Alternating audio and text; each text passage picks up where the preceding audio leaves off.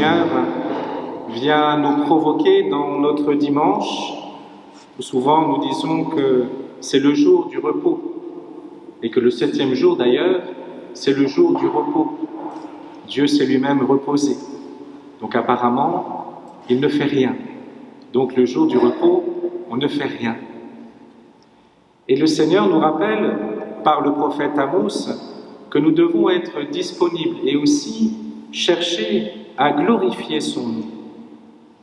D'ailleurs, Dieu, le 7e jour, n'est pas une absence d'action de Dieu, puisque vous savez ce que Dieu fait le 7e jour, il contemple la création.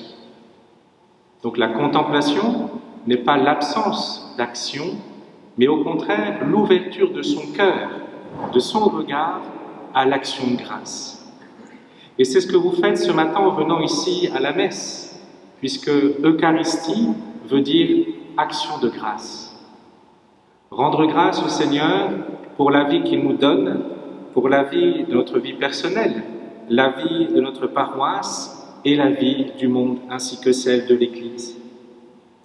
Alors demandons cette grâce au Seigneur, comme titillé par le prophète Amos, que nous puissions être disponibles et servir son nom.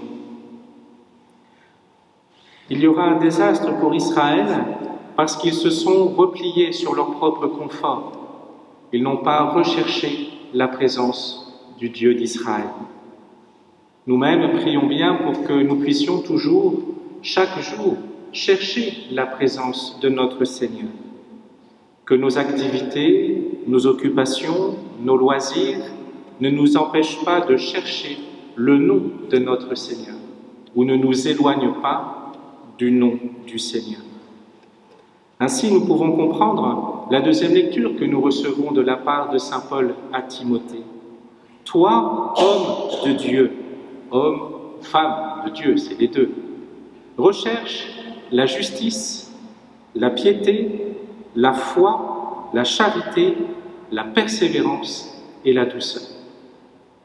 On pourrait repartir avec ces 5 qualités et voir comment tout au long de cette semaine, nous qui sommes normalement des hommes et des femmes de Dieu, nous vivons les premières qualités.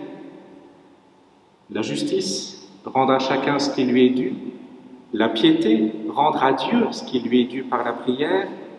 La foi, malgré les difficultés, je crois en Dieu. La charité, peut-être que je peux voir que des personnes abusent ça et là, mais je ne refroidis pas ma charité de servir les hommes et les femmes. La persévérance, persévérer dans la difficulté, même si c'est difficile, croire que le Seigneur est avec moi et qu'il me donne sa force et son courage. La douceur, que nous ne répondions pas à l'adversité, peut-être au mal que nous pouvons subir par la colère, mais au contraire une douceur. La douceur qui n'est pas être mièvre, faire comme si rien n'existait, mais demander ce cœur doux et humble pour toujours vouloir servir le Seigneur et ouvrir son cœur à son prochain.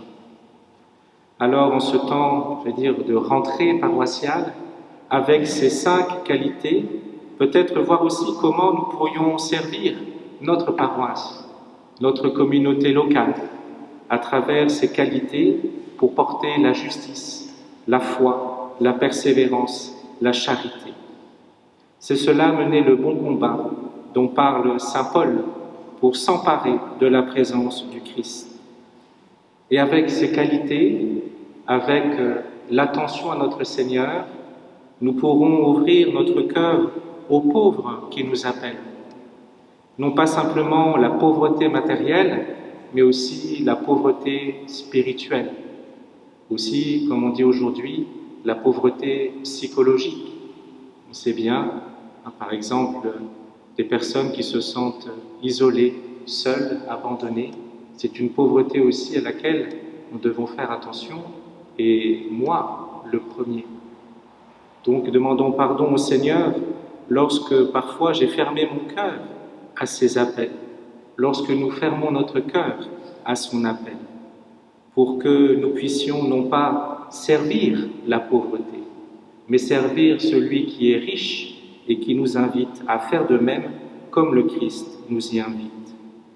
Ainsi nous pourrons pleinement comprendre, Jésus-Christ s'est fait pauvre, lui qui était riche, pour que vous deveniez riches par sa pauvreté. Lui, Jésus-Christ, qui est Dieu, s'est fait pleinement homme pour venir nous rejoindre, chacune et chacun d'entre nous. Que nous puissions accepter cette pauvreté pour l'annoncer là où nous nous trouvons, maintenant et pour les siècles des siècles. Amen.